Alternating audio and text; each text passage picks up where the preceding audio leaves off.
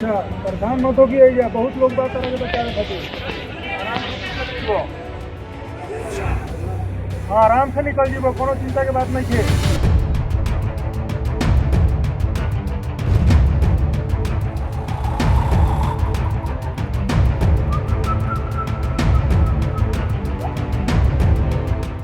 नमस्कार, आप देख रहे हैं वीके न्यूज और मैं हूं आपके साथ मयंक गौर। 80 घंटों का समय हो गया है। यमुनोत्री राष्ट्रीय राजमार्ग पर निर्माणाधीन सुरंग में फंसे 40 लोग 80 घंटों से फंसे हुए हैं। सबकी जान हलक में है। रेस्क्यू टीम्स की भी, उन 40 मजदूरों की भी और उन 40 मजदूरों के परिजनों की भी। लगातार बचाव कार्य चल रहा है। परिजन चिंता में है कि कब निकलेंगे, कब निकलेंगे, कब निकलेंगे।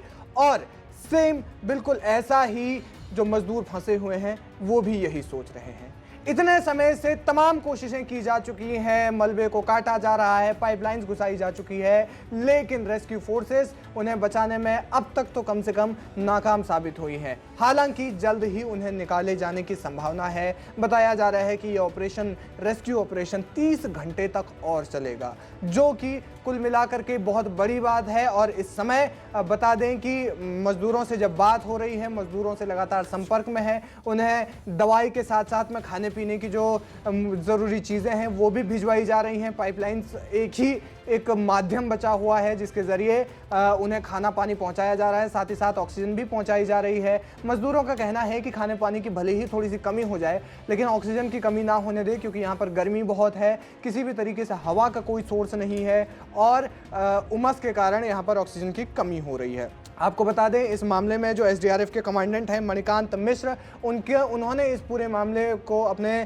कंधों पर ले रखा है। रेस्क्यू ऑपरेशन को बड़ी प्रमुखता से वो लोग देख रहे हैं। जाहिर है कि उत्तराखंड का शासन और प्रशासन हर तरफ से इस पर नज़र बनाए हुए है, लेकिन इस बीच में एक बड़ी बात यह है कि एसडीआरएफ कमांडेंट मणिकांत मिश्र ने उनसे भोजपुरी में बात की। क्यों भोजपुरी में बात की? क्योंकि वो उस सुरंग में जितने भी लोग फंसे हुए हैं उनमें सबसे ज़्यादा मजदूर जो है वो झारखंड से हैं और यूपी से हैं, इसलिए उनसे भोजपुरी में बात की गई। आपको बता दें कि वॉकी टॉकी के माध्यम से उन्होंने पाइपलाइंस पर जो है अपने कान लगाए और उसके बाद अपना मैसेज पहुंचाया। पाइपलाइंस पर इसलिए कान लगाए क्योंकि जो वॉकी टॉकी है उनके पास में, जो वॉकी टॉकी है मजदूरों के पास में, बताया जा रहा है कि वो खराब वॉकी टॉकी है, उसकी बैटरी जो है लगातार डाउन हो रही है। क्या कुछ कहा मणिकांत मिश्र ने? मणिकांत मिश्र ने मजदूरों से बात करते हुए कहा कि परेशान मत होइक, तोहरा के बचावे खातिर बहुत लोग यहाँ बाटे, आराम से निकल जाइब, कोनो चिंता का बात नहीं खे। यानी कि उन्होंने भोजपुरी में उन मजदूरों से कहा कि मजदूर की परेशान होने की बिल्कुल भी ज़रूरत नहीं है, हम सब लोग पूरी तरह से जुटे हुए हैं, आप लोग हिम्मत मत हारिए। अच्छा परेशान मत हो कि यही है, बहुत लोग बात करेंगे बेचारे खातिर। आराम से जीवो,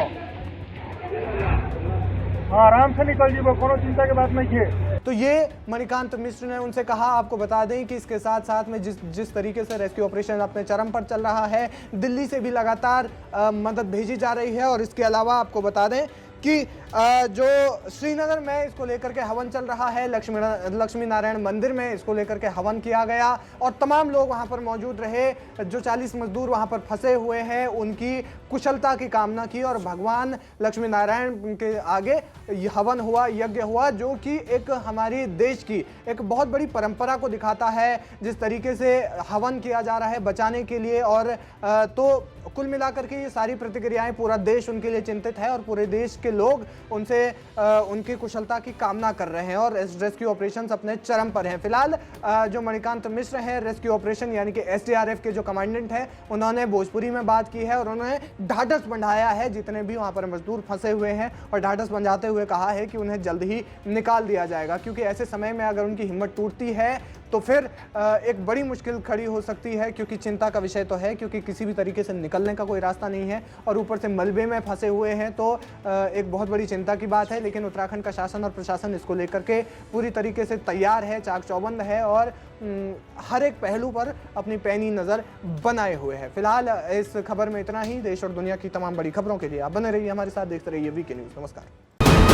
वीके न्यूज, राष्ट्र के नाम।